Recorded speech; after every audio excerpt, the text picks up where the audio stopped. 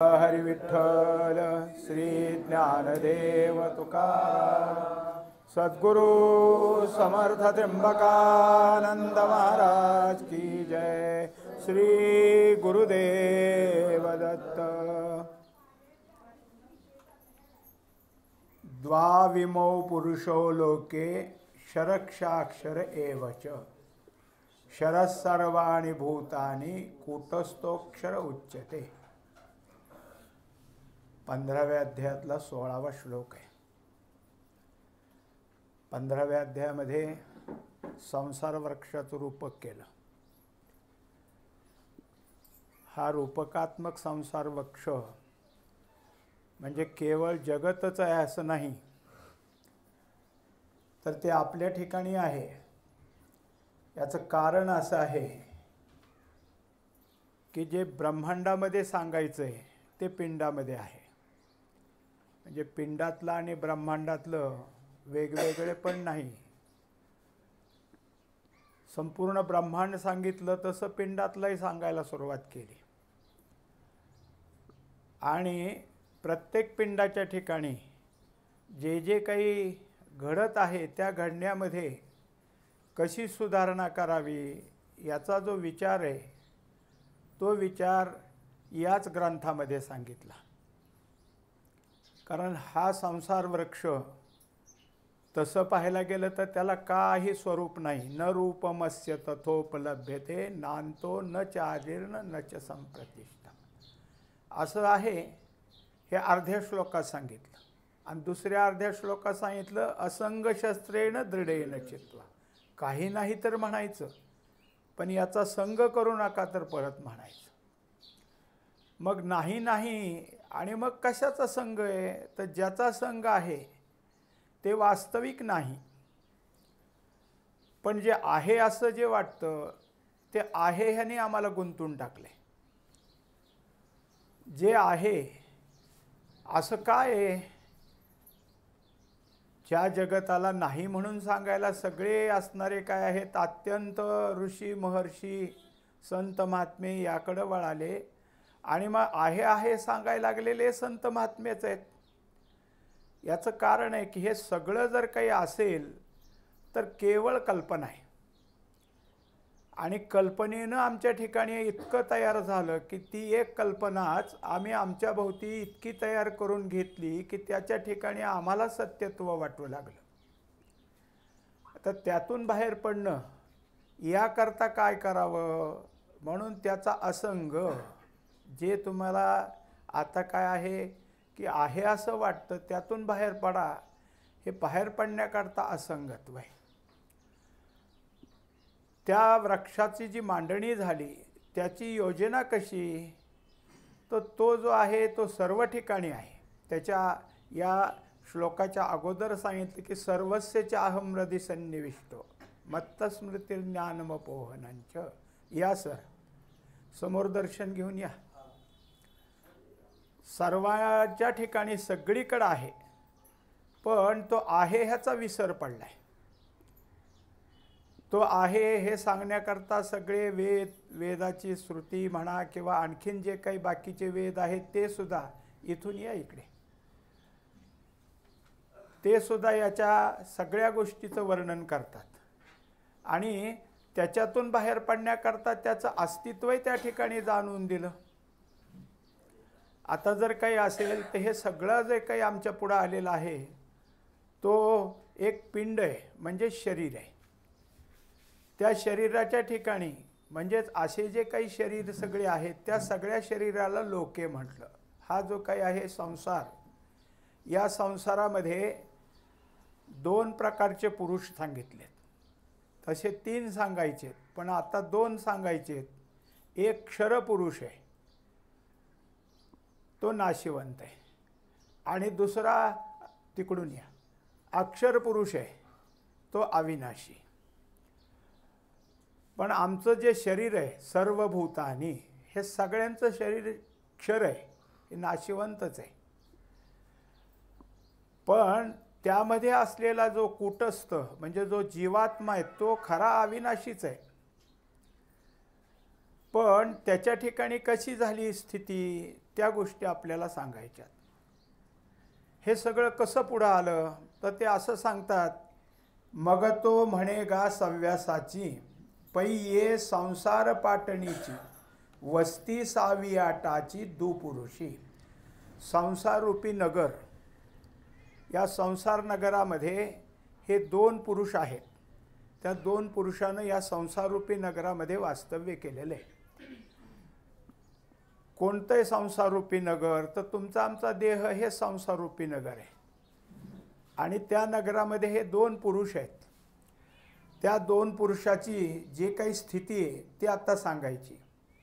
याच्याशिवाय तिसरा आहे, सध्या या श्लोकात तो घेतला नाही, पुढच्या श्लोकात घेतला, पण चालू विषयामध्ये माऊलीने मात्र त्याचं प्रकटीकरण केलं. आणिकही तिचा पुरुष आहे, परी तो या दोहीचे नाव नस आहे, जो उदेला गावेसी खाये दोही ते यया. या दोन पुरुषाशिवाय अजून एक तिसरा पुरुष आहे. त्या पुरुषाला उत्तम पुरुष असं म्हटलं. तो उत्तम पुरुष काय आहे, यांच्यापासून वेगळा आहे. कोणापासून? क्षर आणि अक्षर या पुरुषापासून. आणि जेव्हा तो उदयाला येतो, तो स्पष्ट होतो, तेव्हा या दोघांचंही नाव राहत नाही. हे दोघंही काय करतात, संपून जातात. कुठं संपून जातात तर त्या उत्तम पुरुषातच संपून जातात. उत्तम पुरुषाच्या ठिकाणी त्यांचा पूर्ण लय होतो, कारण त्यांचं आत्तापर्यंत आमच्या दृष्टीने अस्तित्व होतं. मग लय झाला म्हणजे काय तर वास्तविक काही नव्हतंच, होता तो उत्तम पुरुषच. पण दुसरे दोन पुरुष सांगितल्यानंतर तिसऱ्या पुरुषाला सांगावं लागलं. मग पहिला क्षर आहे, दुसरा अक्षर आहे, ह्या दोघांहून तो वेगळा आहे म्हणून तो उत्तम आहे. या उत्तम पुरुषालाच पुरुषोत्तम असं सुद्धा नाव आहे. म्हणून या अध्यायाला शेवटी आम्ही पुरुषोत्तम योगो नाम असं म्हणतो. हा काय आहे की परमात्मा स्वरूपाचाच भाग आहे. आता याच्यामध्ये जे जे काही आहे ते क्षरपुरुषाचं वर्णन बहुतेक दिलेलं आहे. चालू ओवीमध्ये या असलेल्या जेवढी काय अवतरणं आली, जेवढ्या ओव्या माऊलींनी या श्लोकाखाली दिलेल्या, जास्तीत जास्त ओव्या क्षरपुरुष सांगण्यासाठी दिल्या. क्षरपुरुष हा कोण आहे तर या क्षररूपी शरीराचा संबंध करून आहे. त्यामुळं जसं जसं शरीर हे क्षर होत जातं, संपत जातं, तसं तसं त्यानं स्वतःला आपणही संपत चाललो असं ठरवले. हा पुरुष दुसरा तिसरा कोणी नाही, हा उत्तम पुरुषाचाच भाग आहे. 8व्या अध्यायात एक प्रकटीकरण आलं की परमात्माची पै दुसरा, अहंकार निद्रा निदसुरा, ओर भारा संतोषे शिणे. हा परमात्माच आहे, हा दुसरं कोणी नाही. पण हा झाला काय तर अहंकाराची संगती घेतली आणि स्वप्न पाहत राहिला. मग ते स्वप्न कोणते तर ते स्वप्न म्हणजे हा संसार आहे. या संसार स्वप्नामध्ये जे जे काही होते उलथापालथी त्या सगळ्या माझ्याच आहेत, माझ्यामुळं होतात. आणि हे सगळं जर काही असेल तर याचा परिणाम माझ्यावर झाला आहे असं समजून तो त्या परिणामाला आपलंसं करतो आणि दुःखी कष्टी होतो. ज्या शरीराला, ज्या संसाराला त्यांनी माझं म्हटलं त्या संसाराचं स्वरूप कसं आहे तर ते संसार नित्य बदलणार आहे. संसरती ती संसारा, नित्य संसरण आहे, नित्य बदलत बदलत बदलत जातो तो. आणि त्या बदलाबरोबर ज्यांनी स्वतःला धारण केलेलं आहे त्याच्याकरता काय आहे की त्याचं एक स्वरूप असं सांगितलं, परी ते तव गोठी असो आधीच दोहीची हे परी असो, संसार ग्रामावसो आले असती. अगोदर आपल्याला ह्या दोन पुरुषाबद्दल सांगणार आहेत की जे ह्या संसार ग्रामामध्ये शरीर रूपामध्ये आलेले आहेत. एक आंधळा वेडा पंगू, एर सर्वांगे पुरता चांगू, परी ग्राम गुणे संगू, घडला दोघा. आता याच्यामध्ये हे दोन पुरुष आहेत. या दोन पुरुषानं काय केलं तर एक जो आहे त्यानं स्वतःच्या ठिकाणी काही जे समज आहे, समजायला पाहिजे होतं ते बाजूला ठेवलं. आणि उगीचच असं काही ठेवलं की जो नित्य जे काही व्यवहार आहेत आपले त्या व्यवहाराशी राहत नसून असंबद्धपणानं बोलतो, असंबद्धपणानं वागतो, त्याचा कुठेही कशाची संदर्भ लागत नाही, त्याला आम्ही म्हणतो वेडा. हा वेडा आहे. का तर काय करतो, कसले त्याचे चाळे आहेत, काय त्यांनी सांभाळलं आहे, त्याचं काय चाललं आहे हे कोणाला काही कळत नाही. कोणाला कधी काय आहे की कोणी तिकडून आले की म्हणतो आले आले राजे आले, राजे आले, बसा बसा राजाला जाग्यात. आणि थोड्या वेळात त्याला काहीतरी म्हणतो लगेच. जे त्याच्या दृष्टीनं जे जे काही असेल ते ते सतत काय आहे की त्याच्या लहरीमध्ये ते चालतं. ते आता त्याला वेडा का म्हटलं, तर वेडा यासाठी म्हटलेला आहे की तो जगरूढीमध्ये कुठं बसत नाही. जगरूढीमध्ये आम्ही जे जे काही बोलतो, चालतो, उचलतो, ठेवतो आणि प्रत्येक वस्तूला जी आम्ही नावं दिलेली आहेत ती नावं याच्या दृष्टीने नाहीत. आम्ही ज्या वस्तू माझ्या माझ्या म्हणून आणि त्यातली त्यात ज्या महत्त्वाच्या त्या सांभाळून ठेवतो. काही बाहेरच्या घरात, काही त्याच्या आतल्या घरात, काही त्याच्या आतल्या घरात असं ठेवायच्या आमच्या ज्या पद्धतीत, तसं त्याच्याकडं नाही. त्याच्याकडं असतं पण काय भरलं आहे त्याच्या पिशवीत ते त्यालाच माहीत नाही. आणि दुसऱ्याने कोणी हात लावल्याला चालत नाही. हात लावू नको, माझंही घेऊ नको. काय केलं, वेडा पाहिला आपण. आता दुसरं काय आहे तर पंगू. पंगू म्हणजे कोण की तो दुसऱ्याच्या आधाराशिवाय इकडे तिकडे जात नाही. त्याला कोणाचा तरी आधार लागतो. तो 2 पायानं पंगू असेल तर त्याला कोणीतरी उचलूनच नेऊन कुठंतरी ठेवावं लागतं. काय करायचं ते करावं लागतं. पायाने पंगू असेल तर उचलून न्यावं लागतं. हाताने पंगू असेल तर मग त्याला खायला प्यायला घालावं लागतं. त्याच्या अंगावरचे कपडे घालावे लागतात. पंगुत्व हे सगळ्या अंगातून यायचं आहे. म्हणजे तो दुसऱ्यावर अवलंबून आहे. असा एक पुरुष आहे की तो काय चाललंय आणि काय करतो त्याचं त्याला कळत नाही आणि तो दुसऱ्यावर अवलंबून आहे. एक सांगितला, दुसरा मात्र सांगितला की तो येर सर्वांगे पुरता चांगू. आता दुसऱ्याला सगळं काही आहे, आपलं स्वत्व आहे, आणखीन काय आहे की सगळं चांगलं आहे त्याचं. हे वेडे पण नाही, त्याच्याजवळ पंगू पण नाही. हे दोन्ही गोष्टी नाहीत म्हणून तो चांगू. आता त्याच्याजवळ जर काही असेल तर त्याचं त्याचं असणारं एक स्वरूप आहे. हे दोघंही कुठं राहिलेत, या ठिकाणी राहिलेत. पण दोघांच्याही ठिकाणी हा जो काही असलेला संसार म्हणजे शरीर, या शरीराची जी काही उठाठेव आहे त्या उठाठेवीशी संबंध येतो. मग त्याच्याकरता एक आहे की जिथं जिथं जे काही राहिलेले असतात त्या भागाला, तेवढ्या वस्तीच्या भागाला गाव असं म्हटलं जातं. आणि प्रत्येक गावाची एक बोली भाषा असते, एक वागण्याच्या पद्धती असतात. जिथं जिथं जे जे गाव असतं त्या त्या गावाला त्यांच्या बोलण्याची एक ढब असते, त्या बोलण्याची एक शैली असते. त्याप्रमाणे जसं आता आपण इकडे गेलो जामखेडपासून मागं तर बाकीचे आपण सगळे म्हणतो चला पुढच्याला, चढा पुढं, चढा पुढं. गाडीत जायचं असलं तर ते म्हणतात यांगा यांगा. त्यांची त्यांची बोली भाषा आहे ती. 4 चौघं बसले तर आपण म्हणतो काय चाललंय काय चाललंय. दुसरीकडे म्हणतात काय खल चाललाय. हे काय आहे, त्या त्या गावचं एक एक वैशिष्ट्य आहे. त्या त्या गावातून त्या त्या पद्धतीनं बोलतात, त्या पद्धतीचं वागणं असतं. सगळ्यांचे पेहराव त्याच प्रकारचे.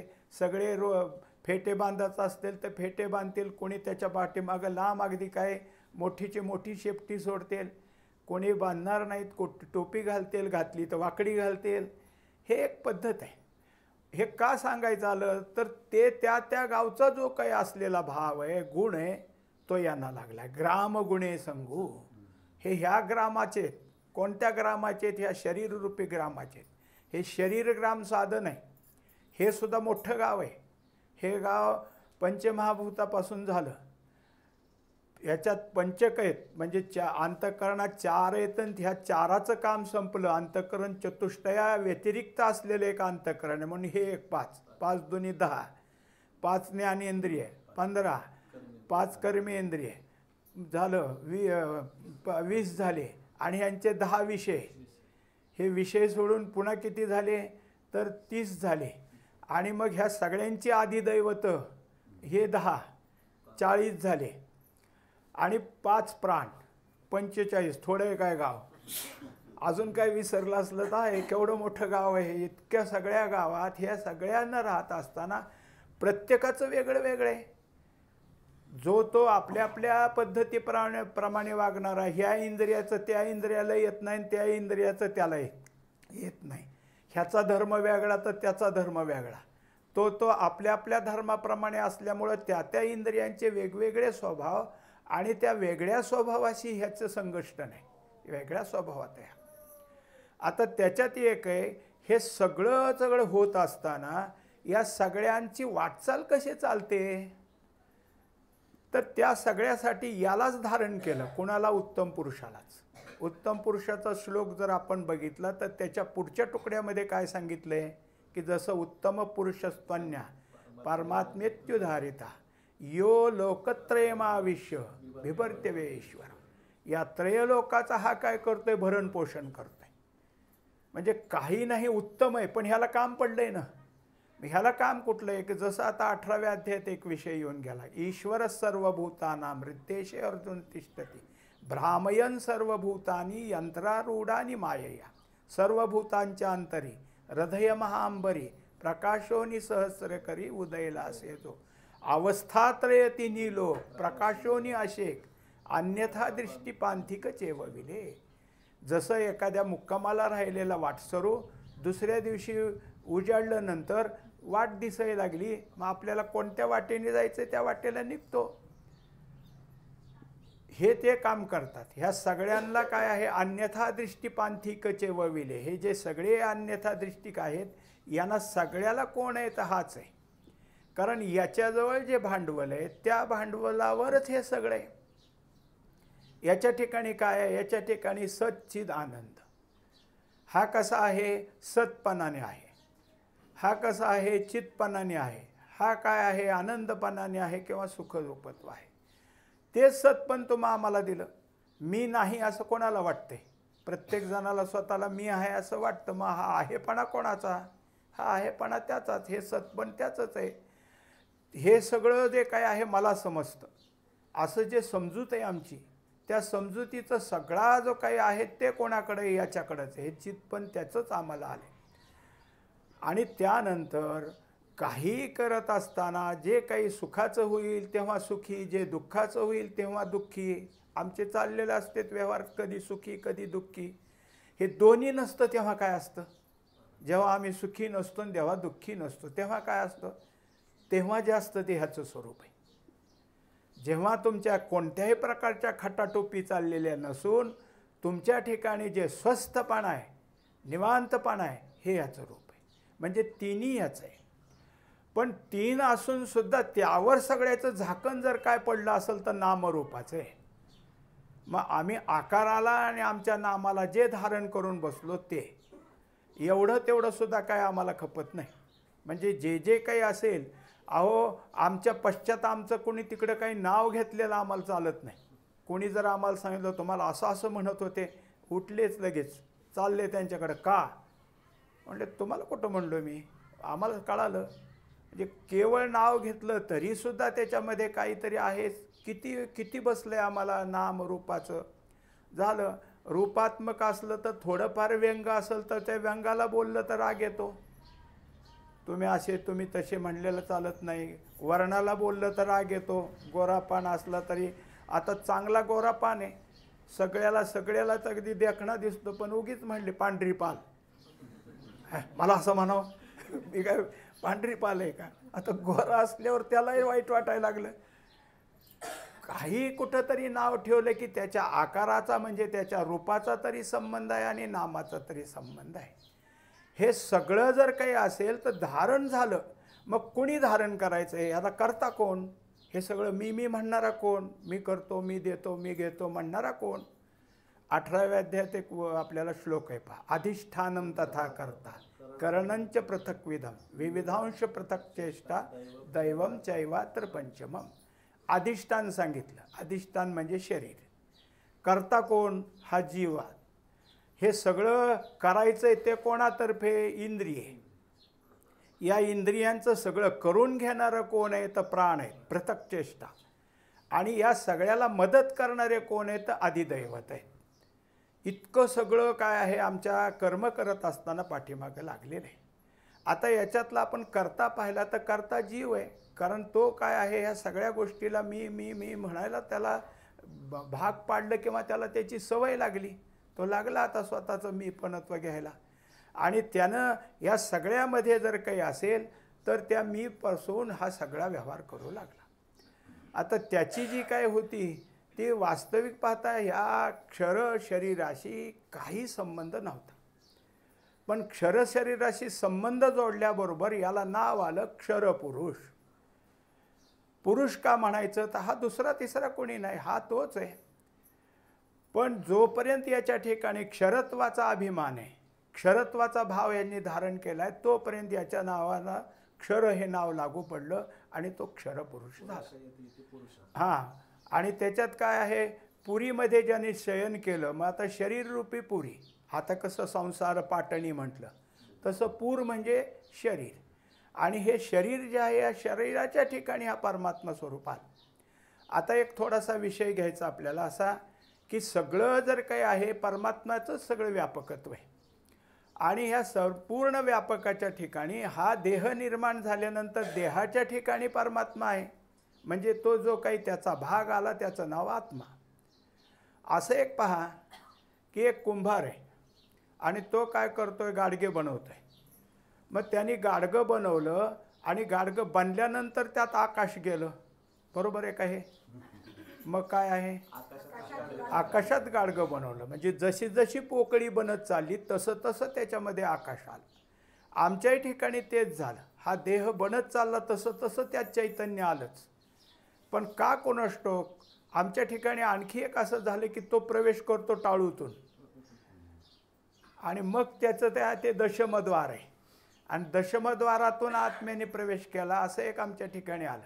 वास्तविक पाहता शरीर हे जसं जसं बनत जातं, आईच्या पोटामध्ये त्याची जसे जसे अवयवाची निर्मिती होते, आणि ती निर्मितीनंतर जेव्हा त्याच्या ठिकाणी प्राणाची सुरुवात होते तेव्हा हा परमात्मा तिथंच असतो. आता ते सगळं काय झालं की ह्या सगळ्या गोष्टीत आपण आता जो विषय पाहतो तो विषय 15व्या अध्यायापुरताच आलाय असं नाही, मागं 7व्या अध्यायात हाच विषय घेतला. भूमिरापो नलो वायू खम मनो बुद्धिरेवच अहंकार इति यमे भिन्ना प्रकृतिरुष्टता. एक पराप्रकृती सांगितली आणि दुसरी अपराप्रकृती सांगितली. पराप्रकृती ती शुद्ध प्रकृती माझी, आणि ही सगळी अपराप्रकृती त्या अपराप्रकृतीमध्ये भिन्न सगळे निर्माण झाले, त्याच्यातून ह्या सगळ्यातून जगत धारण झालं. धार येते, हे सगळ्या जगताची त्याच्या ठिकाणी धारणा झाली, म्हणजे मग हे सगळं निर्माण झालं.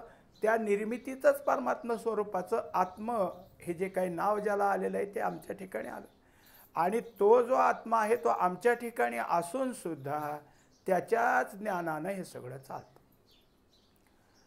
हरिपाठामध्ये एक आलं की सर्वाघटी राम देहादेही एक सूर्यप्रकाशक सहस्र. सगळ्यांच्या ठिकाणी आहे, ज्या आत्म्याला आपण आता आत्मा म्हणलं त्याचं नाव राम, आणि तो काय करतो, प्रकाश करतो, म्हणजे तो आपलं बाहेर प्रकाशित करतो. काय प्रकाश आहे त्याच्याजवळचं, चैतन्य, चित्प्रकाश. चित्प्रकाशाचं त्याच्या ठिकाणी सगळं जे काय आहे ते शरीरभर आलं. आता त्या शरीरामध्ये जितकं काही रोम आहेत, अगदी मस्तकाच्या रोमापासून तळपायापर्यंत जेवढे शरीरावर चौकटचं सगळं जे काही अंग आहे त्या सगळ्यामध्ये हे चैतन्य पसरलं गेलं. तळपायाचं जाणीवसुद्धा आम्हाला होते, मस्तकाला बोट लावलं त्याची जाणीव होते, ह्या अंगाला लावा नाही तर त्या अंगाला लावा, सगळीकडच्या जाणीवा आमच्या ठिकाणी निर्माण होण्याकरता या चैतन्यानं आपली चेतना सगळीकडे निर्माण केली. आता ही चेतना शरीराचा आविर्भाव घेऊन जाते, म्हणून मग त्या ठिकाणी प्रकृतीजन्य चेतना असं म्हटलं गेलं. कारण प्रकृतीचे जेव्हा 36 भाग सांगितले तेव्हा त्यात चेतना, धृती हे सगळं सांगितलं, आणि ह्या सगळ्यामध्ये आमच्या सगळ्या शरीरामध्ये एवढं सगळं ज्ञान पसरलं जातं आणि ते चालतं. पण होतं कसं, तेच ज्ञान जेव्हा बुद्धीजवळ आलं, तेच ज्ञान जेव्हा मनाजवळ आलं, ते मग ज्या ज्या इंद्रियातून व्यवहार करायचा आहे त्या इंद्रियात आलं आणि व्यवहार करू लागलं. मग त्यामध्ये हे सगळे व्यवहार होताना बुद्धी केवळ शुद्ध नाही, पूर्वसंस्कारानं भरलेली, जन्मोजन्मीचे संस्कार त्यात असल्यामुळं त्यात आलेल्या ज्ञानात संस्कार मिसळतात. त्या ज्ञानातून मनात गेलं की याच निर्माण झालेल्या संस्काराच्या स्फूर्तीला काय काय करायचं ते कल्पनेचं मिश्रण होतं आणि पुढं व्यवहार होतो. हे सगळं जर काही असेल तर असा आमचा सगळा काय आहे देह व्यवहार चालतो. म्हणजे देह व्यवहारामध्ये जे काही आम्हाला शरीर निर्माण झालं आणि शरीर निर्मितीपासून अंतःकरण, ज्ञानेंद्रिये, कर्मेंद्रिये, प्राण आणि मग हे सगळं, ह्याला सगळ्याला बहिर्मुखता दिलेली. हे सगळे बाहेरच आहे. आणि ह्या बहिर्मुख होत असलेल्या सगळ्याच गोष्टीला कोण त्याचा करता, कोणी त्याला धारण करावं म्हणून या पुरुषाची नेमणूक झाली. याला तिथं आणलं. तो या संगतीला आल्यावर हे काम करत असताना आपण कोण आहे हेच विसरला आणि ह्यांच्या संगतीला लागला. अण्णांचं हस्तलिखितमध्ये एक पद आहे, जिवाजी पंत किल्लेदार. तिथं त्यांनी स्पष्ट केले, देहदुर्गीचे कामगार, तुम्ही काय करताय, तुम्हाला काय काम लावलंय, तुमचं आहे का लक्ष, असं त्यात अत्यंत सुंदर उदाहरण आहे. मग त्यात दिले की तुम्हाला आता सांगावं लागल म्हणून पत्र आहे.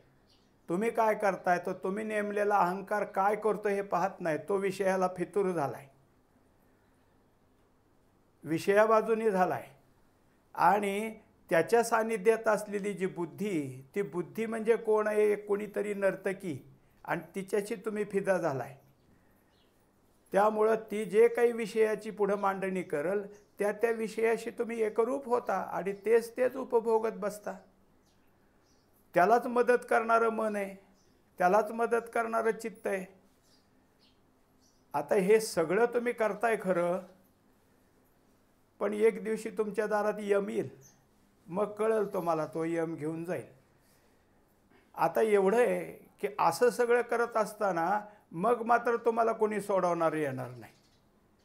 हे सगळं काय आहे त्या पदामध्ये आहे, हस्तलिखित पदामध्ये अण्णांनी लिहिलेलं आज्ञापत्र नावाचं जे पद आहे त्यात दिलं. या सगळ्या गोष्टी तिथं आल्या.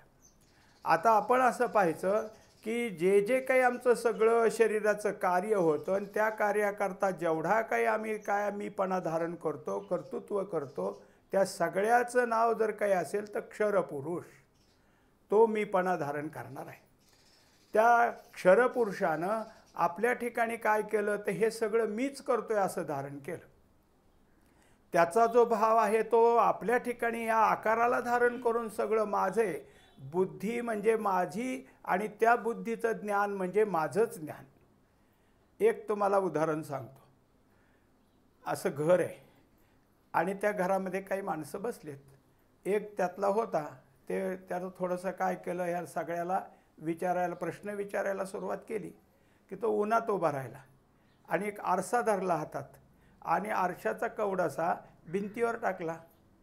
मग त्यांनी विचारलं हे काय आहे, म्हणजे ऊन आहे. कशाचं ऊन आहे, म्हणजे सूर्याचं ऊन आहे. आज ते लोकांनी सांगितलं की तुम्ही सूर्यात आरसा धरला, सूर्याचं ऊन आहे. मग त्यांनी आरसा हलवला, हलतंय का, हलतंय. सूर्य हलतोय का, मला नाही हलत. मग कसं म्हणता सूर्याचं ऊन आहे, सूर्य कसा आहे, म्हणजे सूर्य गोल आहे. हे तर कसं दिसतंय, म्हणजे चौकोनी. मग कसं म्हणता सूर्याचं. आता म्हणले काय म्हणावं बाबा, चुकलं का काय आपलं. म्हणजे द्विधा मनस्थिती झाली. याचं कारण काय झालं की जे ज्या माध्यमातून आलं त्या माध्यमाच्या संगतीने हे सगळं होत असल्यामुळं आम्ही त्या माध्यमाशी निगडीत झालो. म्हणजे कुठेही जसं आपण पाणी आणि पाण्यात जर काठी अशी धरली तर पाण्याच्या पृष्ठभागापासून वर असलेली काठी आणि पाण्याच्या पृष्ठात शिरलेली काठी वेगवेगळी दिसते. म्हणजे त्या माध्यमातून आत गेल्याबरोबर त्याचं जे काही आहे तिचं त्या असलेले स्वभाव दर्शन दाखवलं. मग तसं झालं. हे ज्ञान बुद्धीत आल्याबरोबर बुद्धीने आपला स्वतःचं अंग त्यात घातलं, मनात आलं की मनानं स्वतःचं अंग घातलं, इंद्रियानं स्वतःचं अंग घातलं आणि मग हे सगळं होत चाललं. आता ह्या सगळ्या गोष्टी होत असताना या सगळ्याचं करणारा पहिलं जर कोण असेल तर बुद्धीनं अहंकार घेतला आणि बुद्धी म्हणायला लागली मी करते, मी करते, मी करते, हे सगळं मी करते.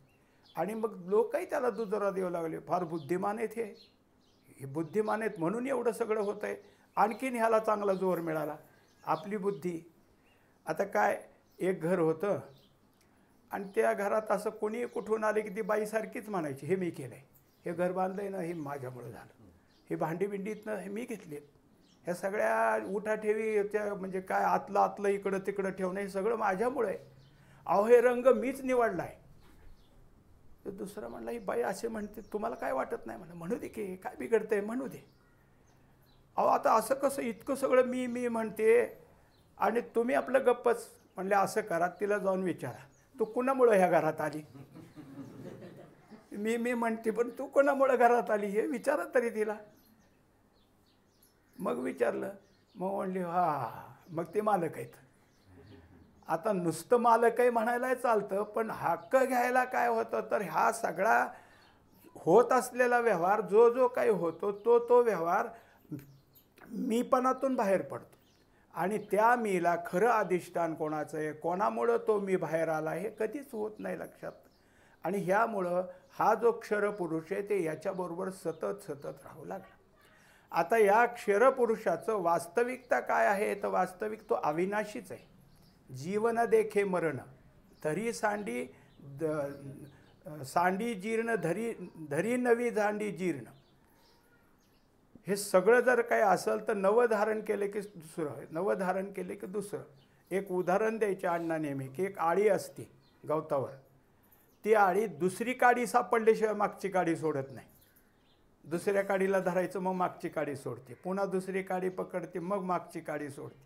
तसं आहे हा देह लवकर सोडत नाही. दुसरा देह अगोदर धरतो आणि मग दुसरा देह धरला की याला सोडून द्यायचं. मग दुसरा धरला की याला सोडून द्यायचं.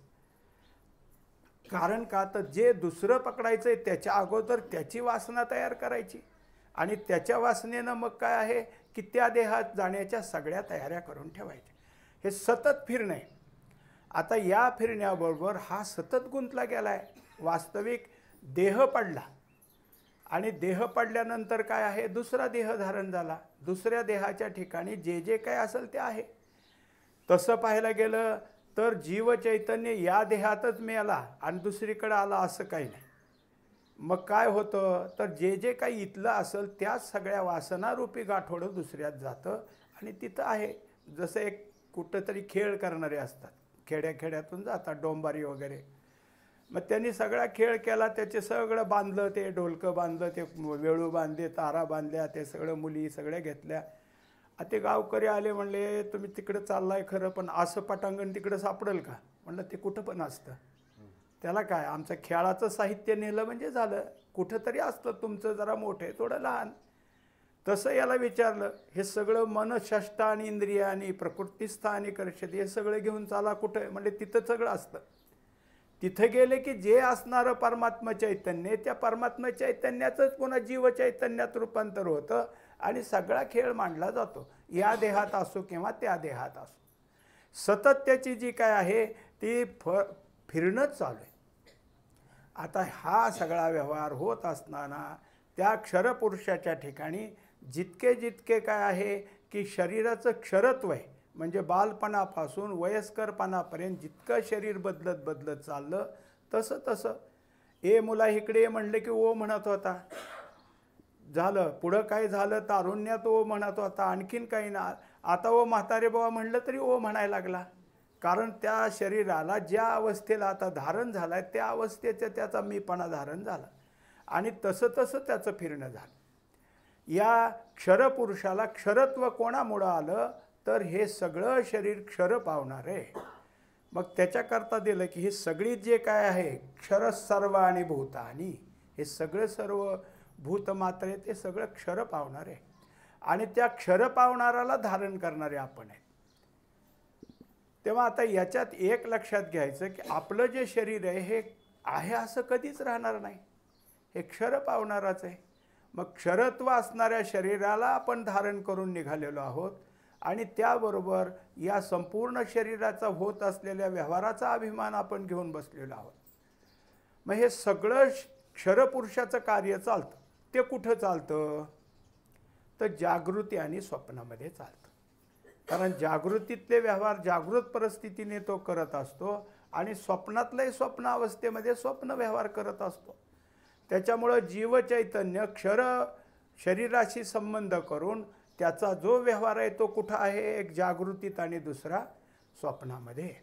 आता त्याचं स्वप्नातलं आणि जागृतीतलं जे जे काही असेल त्याचं त्याच्यावर परिणाम उठतात. काही असो, आपलं जे काही होत असेल ते सगळं. एक मनुष्य दुसऱ्या गावाला जाण्याकरता एस टी स्टँडवर आला आणि एस टी स्टँडवर आल्यानंतर एस टी यायची वाट पाहू लागली. बरेच लोक तिकडे जाणारे होते. तेवढ्यात एस टी आली आणि गर्दी खूप. अगोदरच गाडी भरलेली. ह्यातले काही भराभरा चढायला लागले. हा थोडासा मागं राहायला सरकत सरकत. आता आत चढायचं म्हणलं की कंडक्टर म्हणला उतरा उतरा, आता नाही, गाडी भरली, मागच्या गाडीने या. अहो मला काम आहे, फार काम आहे, उतरा खाली म्हणले. आता नाही, उतरवलं. आता झालं, कुरकुर सुरू झाली. काय ह्याच्या घरची गाडी होती का, मला घेतलं असतं तर काय बिघडलं असतं. अगदी माझा नंबर आला की नाही नाही लावलं आणि मग लागला त्याच्या नावाने काही काही बोलायला. काही झाली 15-20 मिनटं, अर्धा तास, की ते गेलेले लोक माघारी आली. म्हणलं तुम्ही गाडीत गेलता, इकडं पंक्चर झाली. म्हणलं पुढं, बरं झालं मला नाही घेतलं ते. म्हणजे सोयीचं असलं की परिणाम कसा झाला, सुखकारक झाला. सोयीचं नाही म्हणलं की दुःखकारक झाला. पण ते दुःखसुद्धा सुखकारक होऊ शकतं. हे सतत परिणाम आहेत. तसेच स्वप्नातले सुद्धा. स्वप्नात सुद्धा मनुष्याच्या ठिकाणी जे जे काही घडत असतं त्याचे परिणाम उठतात. त्या परिणामाशी तो त्या ठिकाणी निगडीत झालेला असतो. कित्येक वेळा असं दिसतं की स्वप्नामध्ये जे काही घटना घडल्या, ज्याचं तुम्हाला तिथं भय वाटलं, ते स्वप्न होऊन गेलं. पण माणसं बोलताना म्हणतात आत्तासुद्धा अंगावर काटा येतंय. कधी झालं स्वप्न कोणाला माहीत, पण त्या परिणामाची जाणीव आत्तासुद्धा आहे. हे सगळे परिणाम भोगणारा हा क्षरपुरुष झाला. म्हणजे त्यांनी कोणत्या दोन अवस्था घेतल्या, एक जागृती आणि दुसरं स्वप्न. कारण का, आता या दोन्ही अवस्थामध्येच संपूर्ण बाह्य व्यवहार होतात. जागृतीत सगळं जे काय असेल ते आहे आणि तिथे जरी असलं तरी भासमान शरीर आहे, भासमान सगळं दृश्य आहे. दोन्ही घटना घडतात तिथं, दोन्ही होत. या संपूर्ण शरीराशी जितकं काही संगनमत त्याचं झालं तितका तो क्षरपुरुष म्हणून या नावाला आला. आता हे सगळे जे काही आहेत, कुठं दोन अवस्था पुरतं. मग त्या दोन अवस्थानंतर आम्हाला एक तिसरी अवस्था आहे. तिसऱ्या अवस्थेचं नाव आहे झोप. झोपीच्या अवस्थेत आमच्या पुढं काही नाही. आता काय आहे, जागृतीचा व्यवहार आहे का, नाही. झोपीतेच्या अंगात स्वप्न असतं, पण स्वप्न तरी आता आहे का, नाही. मग तिथं काहीच नाही. तेव्हा ते शरीर सगळ्या इंद्रियासह स्वस्थ असतं. सगळी इंद्रिये तिथं लय पावलेली असतात. सगळे इंद्रियांचे व्यवहार होत असताना तिथं सगळं जे काही होतंय तिथं काम करून घेणारं आमचं जे ज्ञान आहे ते ज्ञानही मागं थांबलेलं असतं. याचं कारण ज्ञानाचं स्फुरण जिथून होतं ते सगळं अंतःकरणातलं किंवा बुद्धीचंच लय झालेलं असतो. आणि मग या सगळ्या काय आहे उठाठेवी थांबलेल्यात. जागृतीतलं कार्य, जागृतीतला मीपणा, जागृतीतले परिणाम थांबले. संसार पाहायचा थांबला, आपला स्वप्न पाहायचं थांबलं. स्वप्नातले जे काय असेल ते दृश्य, त्याचे परिणाम तेही थांबले. हे दोन्ही गोष्टी झाल्यावर झोपेत तर काही नाही. मग तिथं काय, मग तिथं असणाऱ्या त्या पुरुषाचं नाव आहे अक्षर पुरुष. हा काही करत नाही.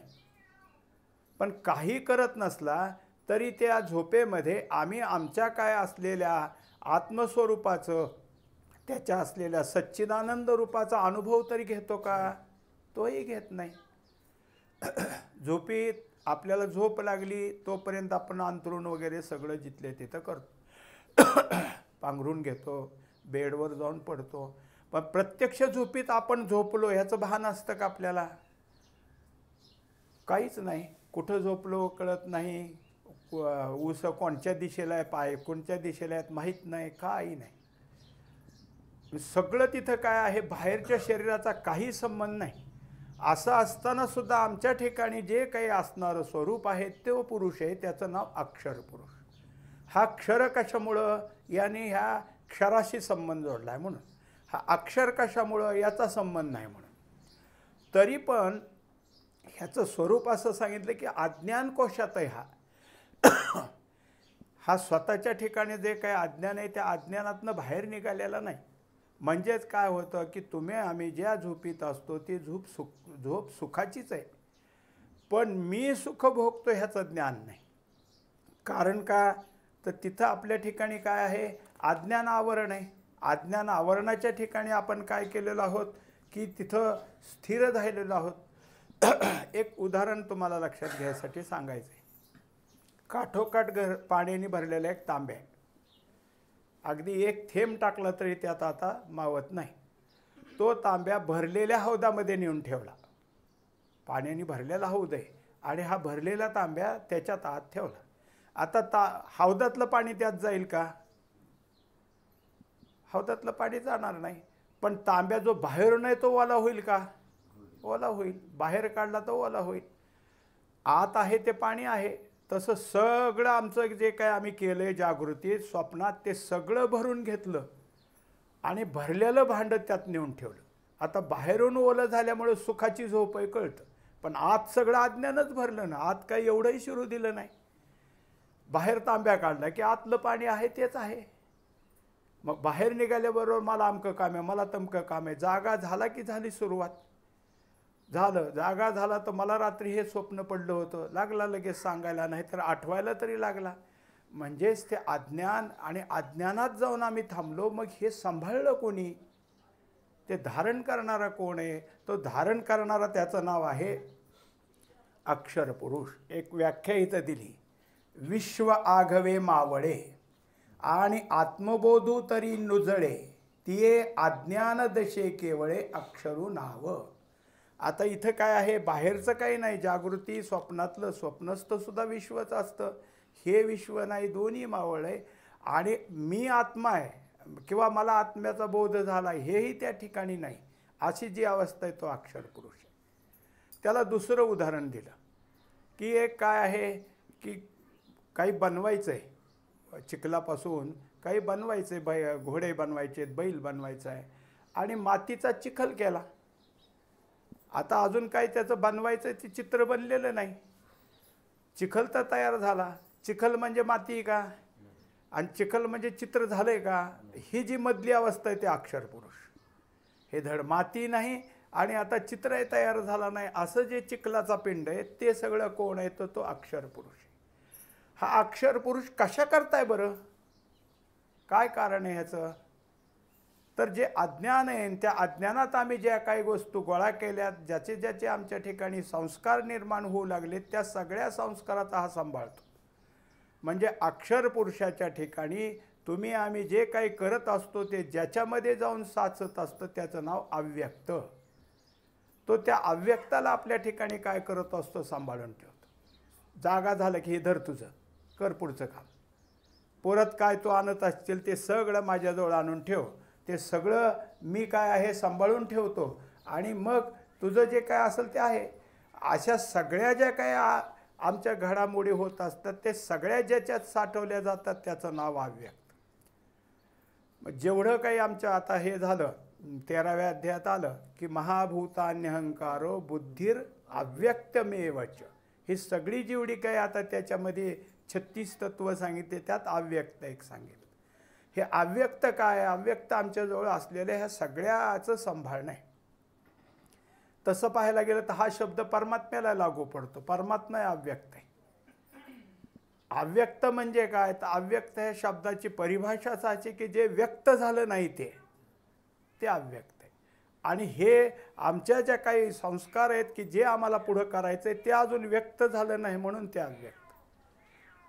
हे जे अव्यक्त आहे तेच अव्यक्त आपल्याला संपवायचं असतं. अक्षर पुरुषाला काही करायचं नाही, करायचं असतं ते क्षरपुरुषाला. क्षरपुरुषानं आपला क्षरत्वाचा संबंध सोडून दिला आणि तो मी जीव चैतन्य नुसता नसून मी जीव नाही तर मी ब्रह्मच आहे या जाणीवेला आला की अक्षर पुरुषाचं काम संपलं. हे सगळं करण्याकरता हा संप्रदाय आहे. या संप्रदायामध्ये ह्या सगळ्या गोष्टीचे काय आहे तुमच्या आमच्या पुढं अनेक प्रकारातून अनेक युक्तियुक्तीने मांडणी केली जाते. संप्रदाय काय आहे? तर संप्रदाय एक आहे की जे जे त्यांच्याकडे आलेले आहेत, जे त्या संप्रदायाच्या संबंधामध्ये आलेत त्यांचा उद्धार करायचा आहे. त्यांच्या उद्धारासाठी एक निश्चित असा रस्ता काढून द्यायचा, निश्चित असा मार्ग दाखवून द्यायचा. म्हणून संप्रदायानं जो मार्ग दाखवून दिला आहे त्या मार्गाप्रमाणे आपण जर चाललो तर हे अनेक संस्कारानं जमा झालेलं अव्यक्त आपलं संपलं. अव्यक्त संपलं की पुढं काय येणार आहे? म्हणजे बीजच संपलं. अक्षर पुरुषाला माया म्हणता येईल का? नाही, मायेतच आहे तो, आहे तो मायेत आहे, पण त्याला मी माया वेष्टनात आहे ह्याचंही काही नाही.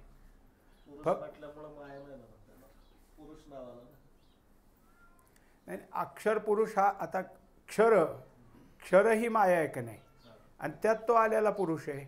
तसं अक्षरातली अक्षर म्हणजे क्षर पावत नाही, पण मायेच्या अंगातच आहे ना. अज्ञान शेवटी कोण आहे? जीवात्माच आहे वास्तविक. तो जीव चैतन्यच आहे, पण आता जोपर्यंत क्षराशी संबंध आहे तोपर्यंत तो जीवात्मा म्हणा किंवा जीव चैतन्य म्हणा. आणि जोपर्यंत ह्या सगळ्यांचा संबंध सांभाळून ठेवण्याचं काम केलं आहे त्याने.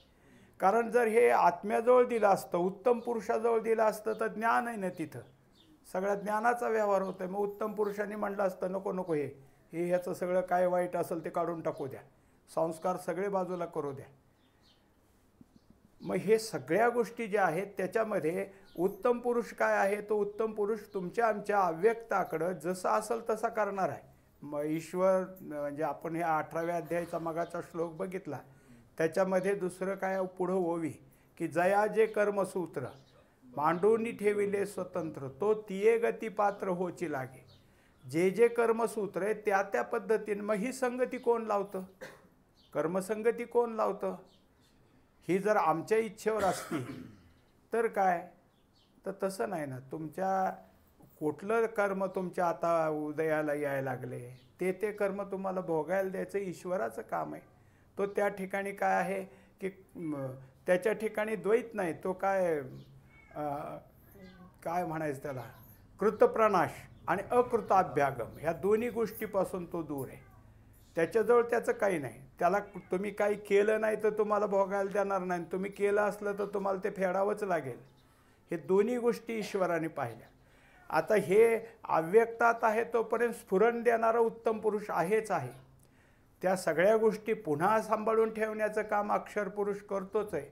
पण जो क्षरपुरुष क्षर शरीराशी संबंध करून आहे त्याचा संबंध तोडण्याचं काम जर कोणाला करायचं असेल तर त्या क्षरपुरुषालाच बरोबर घेऊन आपल्याला करायचं.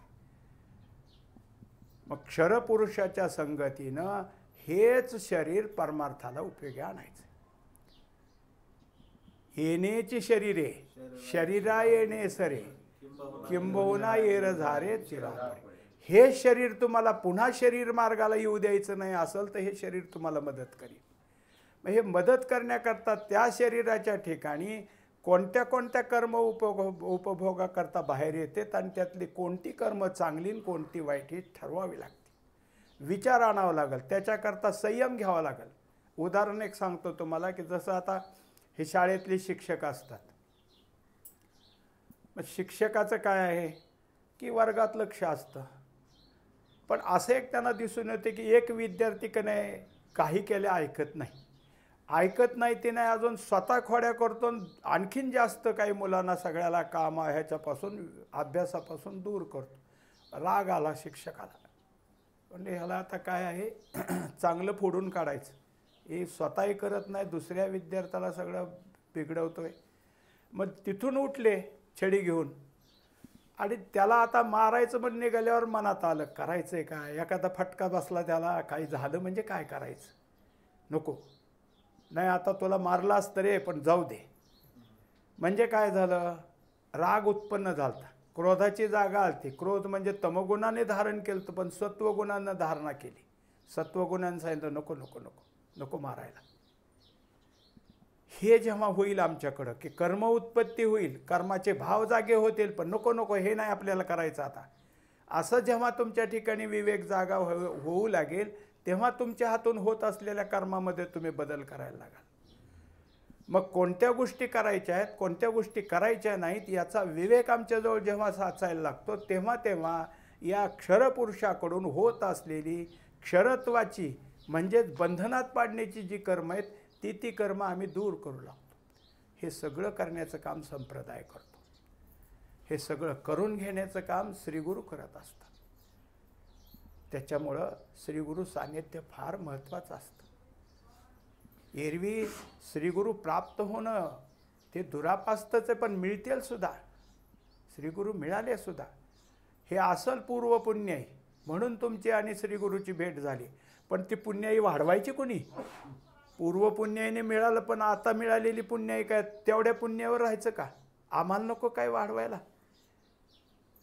आम्हाला नको काय वाटचाल चालायला? की जे काय आम्हाला पूर्वपुण्याईने मिळाले त्यातच राहायचं का आम्ही काय करायचंय? आमच्या वाडवडिलांनी केलं म्हणून आम्हाला इथं आलं. आम्ही नाही केलं तर आमच्या मुलाला कुठून मिळेल?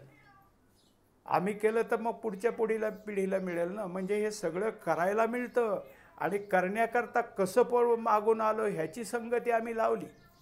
पण लावली याचा अर्थ आम्हाला जर मिळालंय तर ते नित्य उपभोगायचं आहे. धन्य मी मानी ना पुले संचित. माझा संचिताची धन्यता आहे, कारण मला ह्या रस्त्याला आणून सोडलंय संचितानं. पण मिळालेलं वाढवायचं कोणी? मिळालेलं जतन करायचं कोणी? म्हणून हे आमचं आद्य कर्तव्य आहे.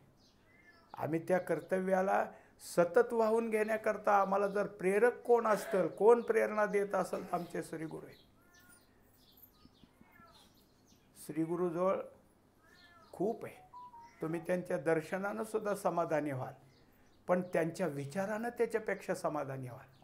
त्यांच्या विचारानं तुमच्या ठिकाणी येत असलेल्या दुर्विचाराला तुम्ही दूर करायला लागाल. दर्शनानं त्या काळापुरतं तुमच्या ठिकाणी काय फरक झाला? जसं दिव्यापुढं आपण गेलो की आपण प्रकाशित होतोच ना, पण दिव्यापासून दूर गेलं तर पुन्हा अप्रकाशितच झालो. पण दिव्यापासून प्रकाशित झालेला प्रकाशितच राहायचा असला तर दिवाच बरोबर घेऊन जा ना, मग प्रकाशितच राहशील. म्हणजे श्रीगुरूचा बोध बरोबर घेणे. आता त्याच्याकरता 18व्या अध्यायात का ओव्या पुढे आल्यात पहा. तैसेनी अन्यथा ज्ञाने जिये घेपती जागर स्वप्ने तिये दोन्ही केली लीने अव्यक्ता माझी. मग तेही अव्यक्त बोध वाढता झिजत पुरला बोधी समस्त बुडवणी जाय. तेव्हा हे सगळं अव्यक्ताला नाश करण्याकरता, अव्यक्त संपवण्याकरता बोधाची गरज असते. आणि बोध हा एकदाच प्राप्त झाला असं नाही, तर बोध प्राप्त होत असतो. आम्हाला महावाक्य एकदाच मिळालं, पण महावाक्य विवरण, महावाक्याचा तपशील आम्हाला वारंवार ऐकावं लागतं, सतत ऐकावं लागतं. एरवी काय होईल? एरवी मनुष्याच्या ठिकाणी काय आहे की मी ब्रह्म आहे, मी जीव नाही, मी ब्रह्म आहे, मी जीव नाही, मी ब्रह्म आहे, हे तो सतत म्हणेल ना. हे पाठच झालं. त्याच्या ठिकाणी हे कसं त्याचं आचरणात येण्याकरता, जीव ब्रह्म ऐक्य होण्याकरता त्याला त्या बोधाशीच नित्य संबंधित राहावं लागतं. मग बोध म्हणजे काय आहे? तर बोध म्हणजे विवेकच आहे. बोध म्हणजे त्यांनी दिलेले जे काही युक्त्या आहेत श्रीगुरूंनी त्यात, आणि त्या श्रीगुरूच्या ठिकाणी एक असं आहे की नित्य नूतनपण आहे. तुम्ही काल परवा गेला, महिन्यापूर्वी गेला, वर्षापूर्वी गेला, आता तेच आहे परत. काय आता जाऊन तरी काय करायचं आहे? मागच्या वेळेस त्याच गोष्टी होत्या, मागच्या वेळेस तेच होतं सगळं. असं श्रीगुरूचं पाठांतर करून नसतं. त्यांच्या ठिकाणी स्वाभाविक उत्स्फूर्त असतं, आणि ते उत्स्फूर्त त्यांचे श्रीगुरू त्यांच्या ठिकाणी देतात. त्यांच्या श्रीगुरूला माहीत असतं की हे सगळं चालवायचं आहे, आणि माझा हे सगळा माझा वंश आहे, माझ्या हंसापासून चालत आलेला वंश आहे, आणि ह्या वंशाला जर पुढं चालवायचं असेल तर तिथं स्फुरण देण्याचं काम आहे. नित्य स्फुरण त्यांच्याकडून होतं, आणि त्या स्फुरणातून सगळ्यांच्या ठिकाणी ते जातं. आता जेव्हा ते आम्हाला ऐकायला मिळतं तेव्हा आमच्या अंतःकरणात ते भावतं, स्थिर होतं. फक्त त्याच्यावर परत आवरण येऊ द्यायचं नाही. परत ते जागं ठेवण्याकरता जे काही असेल ते आहे. मग बोध जागा होण्याकरता दोन गोष्टी. एक श्रवण महत्त्वाचं आहे. त्या श्रवणात दुसरा त्याचा उपभाग आला की वाचन महत्त्वाचं आहे. श्रवणामध्ये आता कसं आहे, पूर्वी संत सानिध्यात राहून आश्रमात राहायचं ना, आश्रमात राहून श्रवण करायचं ही पद्धत होती. आता तिथं जाऊन श्रवणही करता येतं, आणि श्रवण करण्याच्या आता सगळ्या गोष्टी उपलब्ध झाल्या. इतकं झालं की तुमच्या घरी बसून सुद्धा तुम्हाला ऐकायला मिळतं. रोजचं चाललेलं प्रवचन हे आहेच. पण त्याहीपेक्षा समक्ष जाणं आणखीन त्याहून महत्त्वाचं असतं ह्या सगळ्याबरोबर त्याच बोधाला पुन्हा सावध ठेवण्याकरता नित्य ध्यान अभ्यास पाहिजे. दररोजची बैठक झालीच पाहिजे. आपण जो काही आपला वेळ द्यायचा आहे तो वेळ काढा आणि त्या वेळात जितकं आपल्याला जमेल तेवढं करा. रोजचं बसणं काय होईल या बोधाला परत परत आपलं काय आहे की जितकं ते कामाला पडेल तितकं आहे. मग तो बोध अव्यक्ताला कमी करत जाईल. जसं जसं अव्यक्त झिजत जाईल तसं तसं जीव पुरुषाला पुढं काम राहणार नाही. आणि क्षरपुरुष त्यातनं मुक्त झालं की अक्षर पुरुष आपोआप मुक्त झाला. या दोघाच्या मधला सांधा आहे. कारण उत्तम पुरुषाला ह्याचं देणं घेणं नाही, पण तो या पिंडाला काय करतो आहे, स्फुरण देतो आहे. आता त्याच्यातलं स्फुरण त्यापासून झालेलं पुढचं संपूर्ण व्यवहार हे सांभाळण्याचं काम अक्षर पुरुषाकडे आलं. अक्षर पुरुष तेवढ्या पुरताच आहे. अक्षर पुरुषाला बाकी काही करणं नाही, काही नाही. तुम्ही जे काही गोळा करून आणलं आहे तेवढं सांभाळायचं आहे. आणि जसं मनुष्य आता म्हणतो ना की उद्या पहाटे जायचं आहे गावाला, लवकर उठलं पाहिजे. आपण नेहमी काय आहे 6 वाजता उठतो, पण उद्या 4 साडेचारलाच उठायचं आणि सगळं उरकायचं. ह्या अक्षर पुरुषाला सांगावं लागतं, उद्या उठव बरं का आम्हाला. म्हणजे तो लगेच 4:30ला जाग आणतो. म्हणजे जे अव्यक्तात नेऊन ठेवलं आहे ते काम पुन्हा स्फुरणात आणायचं काम त्यांनी केलं. एवढंच आहे त्याचं. सुधारणा करायची ती क्षरपुरुषाचीच. सुधारणा करण्याकरता मदत करतो तो क्षरपुरुषच. आणि त्याकरता हे जे क्षर पावत असणारं शरीर हे आपल्याला गरजेचं आहे. आता आपण ह्या मनुष्यदेहात आलो. या मनुष्यदेहाचं काय आहे, अण्णा सांगतात की अलभ्य नरदेह सापडला अवचित, याच देही प्राप्त हरिठा. हा देह प्राप्त झाला आहे याकरता आपण काही फार मोठं काही केलं आहे अशातला भाग नाही. पण हे सगळं जे प्राप्त झालं आहे ते याचा खरा उपयोग काय असेल तर याच देही प्राप्त हरिठा. सगळं त्याच्यामध्ये. मग आता ह्या सगळ्या गोष्टी घडत असताना चित्त जर त्याच्या ठिकाणी राहत राहिलं तर सगळं होईल. आपल्या चित्तात जर बाकीचंच सगळं गोळा करत राहिलं तर अव्यक्त वाढत राहील. पण तुमच्यामध्ये जो काही प्रारब्ध भाग आहे, प्रारब्धाने जी काही कर्म तुमच्या आमच्या मागं लावलेत ती सुटत नाहीत ना. पण प्रारब्धीय कर्म करत असताना जर चिंतन मनामध्ये तेच चालत असलं तर, चिंतनात जर तोच विषय असला तर काही कर्म होऊ द्या, ते कर्म होऊन त्या कर्माचा सगळा व्यवहार बाहेर पडेल, पण परिणाम साचले जायचे नाहीत. का तर त्या अंतःकरणात चिंतन आहे. अंतःकरणात चिंतन कसायचं तर बोधाचं चिंतन आहे. अंतःकरणात चिंतन कुठून निर्माण झालं तर श्रीगुरूपासून निर्माण झालं. या सगळ्या गोष्टीत आणि या सगळ्यात होत असणारं यालाच खरं म्हणायचं आहे गुरुकृपा. गुरुकृपा म्हणजे आम्ही संसारात काहीतरी वाढवलंय आणि मग तुमच्या कृपेने हे आलं असं म्हणून चालत नाही. त्याच्याकरता काय आहे की परमार्थीय जितकी वाढ तुमची झाली त्याचं नाव गुरुकृपा. तुम्ही परमार्थात काय आहे तितकी गुरुकृपा आहे. तुम्ही करत होता आणि करता करता काही कारणाने थांबलं. एखाद्याला काय झालं, पाहुणे आले आणि त्याचं रोजची बैठक थांबली. ते 4-8 दिवस गेलेच नाहीत. 8 दिवसानंतर त्याला आता कळालं की नाही आज आपल्याला बसायचं आहे. बसू म्हणलं उद्या. पुन्हा 4 दिवस झाले की बसू ना. म्हणजे एक तर कारण संपलं, पण नंतर आळस सुरू झाला आणि आळस सुरू झाल्यानंतर वाढतच चालला. मग कधीतरी जाग आली, नाही आपलं चुकतंय, आपल्याला बसलं पाहिजे, आता उद्या नक्की. हा उद्या कधी उगवायचा काय. पण नंतर मात्र त्याला जेव्हा असं होईल की नाही बसायचंच आता, नाही आता अभ्यासच करायचा, याला म्हणायचं गुरुकृपा. आता मात्र गुरुकृपेत तू जागृत झाला. तुला आता परत जर बसायची वेळ आली तर झालं की मग त्या गुरुकृपेनं सुरुवात झाली. पण ही कृपा टिकवण्याचं काम आम्ही केलंच पाहिजे. हे सगळं काय आहे आपलं स्वतःचं कर्तव्य, श्रीगुरूची आज्ञा आहे आणि संप्रदायाचा नियम आहे. सांप्रदायिक नियमाप्रमाणे ह्या सगळ्या गोष्टी पार पाडणं हे सगळ्यांचं कर्तव्य असतं. प्रत्येक ह्याच्यामध्ये जो सामील झाला तो याच्याशी बंधनात, ह्या बांधिलकीमध्ये त्याला हे करणं त्याला बंधन आहे आणि तरच तो या सगळ्यातनं बाजूला होईल. म्हणजे नाही तर क्षर अक्षर आणि हे सगळी जी लटांबळ आहेत आमची, ती आमची कित्येक जन्म फिरत राहावं लागेल. हे सगळं सुटून जाण्याकरता एवढंच आहे. आणि ही संधी, या संधीशिवाय दुसरं काही नाही. ही संधी या संधीमध्ये जितकं काही आपल्याला प्राप्त करून घेता येतं तेवढं केलं पाहिजे आणि तरच आपण ह्याच्यातनं मुक्त होणार आहोत.